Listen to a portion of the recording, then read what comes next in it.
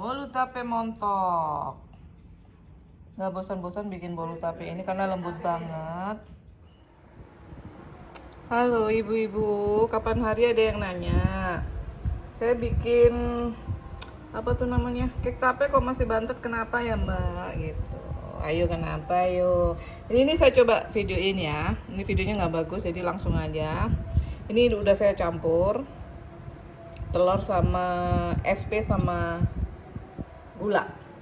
Ini nanti kita aduk sampai mengembang putih ya. Biasakan kalau mixer telur itu pertama itu speed rendah dulu, baru nanti ditingkatkan kalau udah adonan itu nyampur, jadi bahan-bahannya itu nyampur, baru speednya ditingkatkan.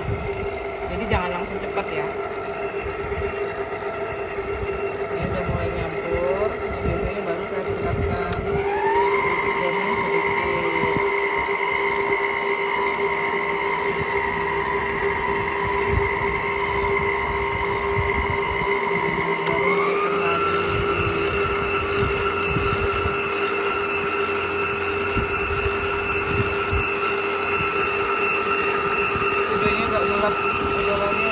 Proteinnya agak penuh ya.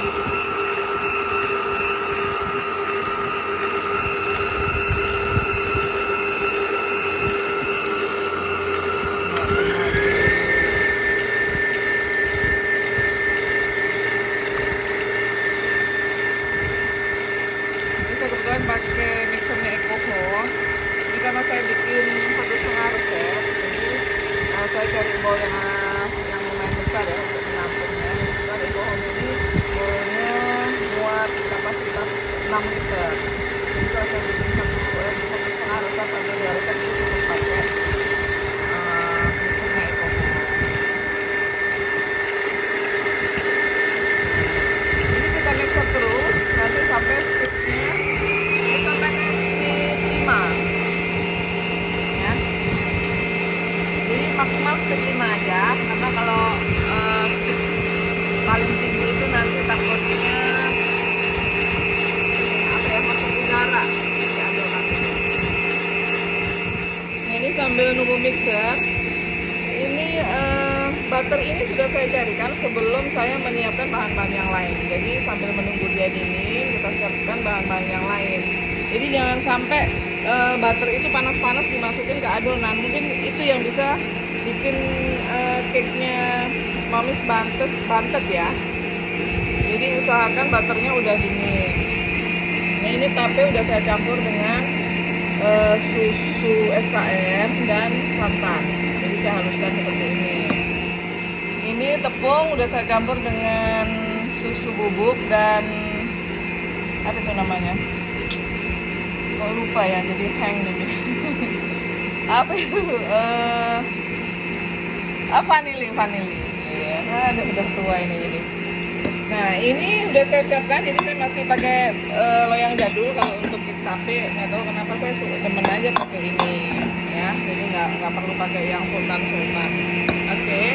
Ini adonan udah mulai putih, udah agak mengembang. Nanti kalau udah mengembang 2 sampai 3 kali lipat ya, baru kita masukkan tape. Nah ini adonan udah mulai mengembang 2 kali lipat. Coba kita cek dulu ya kekentalannya udah pas atau belum.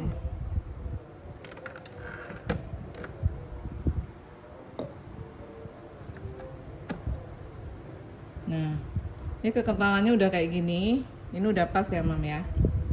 Nah kayak gini tuh, udah mengkilat, baru kita masukin tape sambil dikocok speed rendah aja.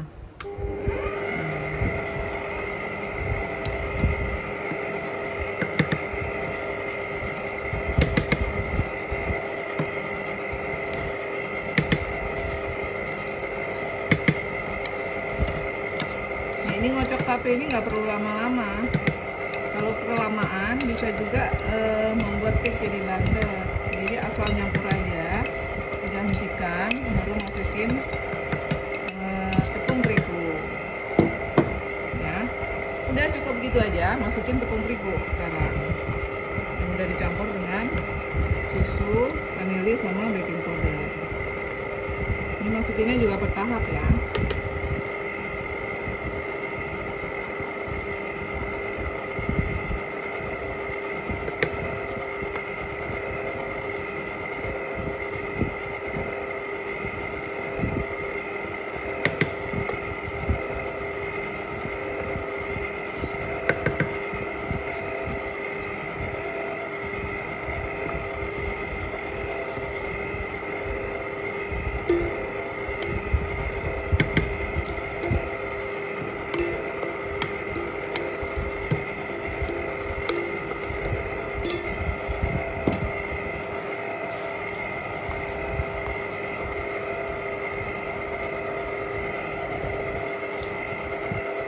Udah cukup gini aja, matikan. Baru kita teruskan diaduk dengan spatula. Jadi jangan terlalu lama diaduk dengan mixer.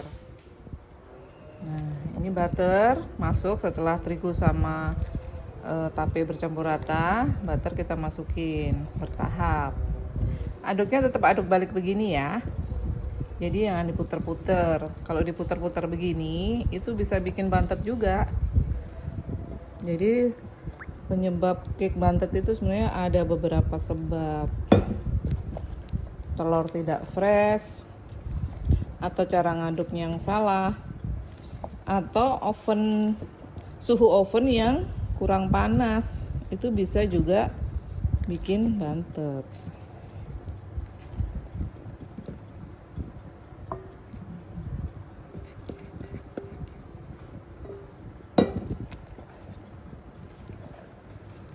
Ini saya bikin 1,5 resep ya, Mam ya. Jadi kelihatannya banyak. Nanti kalau ibu-ibu bikin 1 resep, saya nggak sebanyak itu. Ini saya bikin 1,5. Karena loyang saya gede. Jadi biar nanti jadinya tinggi, saya bikin 1,5 resep. Untuk 1 resep saya yang saya tulis itu bisa untuk ukuran loyang 24 sampai 25. Oke,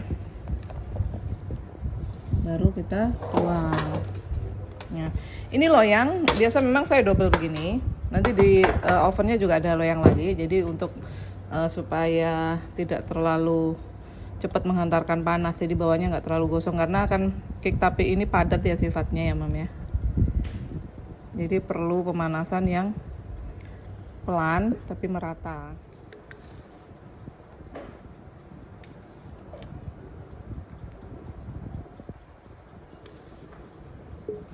Ini loyang ukuran sekitar diameter 30.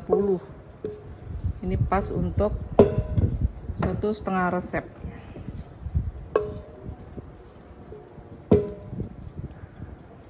Oke, baru kita tabur kismis. Kismis atau keju selera ya.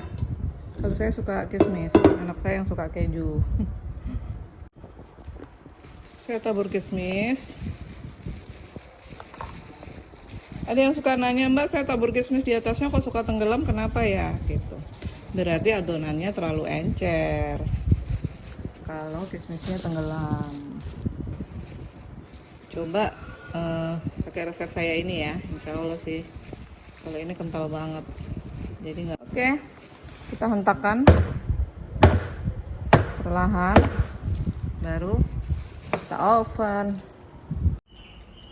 Nah, sebelum memanggang, itu oven biasakan dipanasin dulu kurang lebih 10 menit ya. Ini saya pakai suhu atas bawah sekitar 190 derajat Celcius. Nanti kira-kira 15 menit baru diturunkan.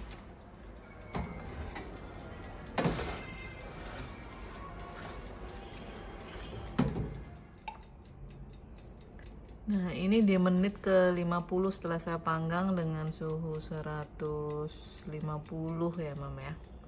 Masih tetap pakai api atas bawah. Ini masih belum set bener, jadi kurang lebih suhunya mungkin sekitar 20 menit lagi baru benar-benar matang. Nah, ini udah menit ke 60 ya, Mam.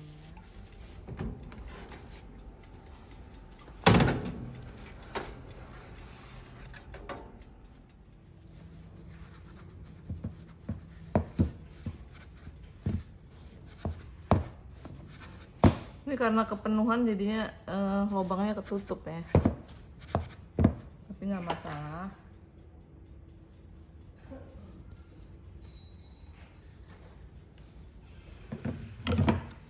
Jadi penuh.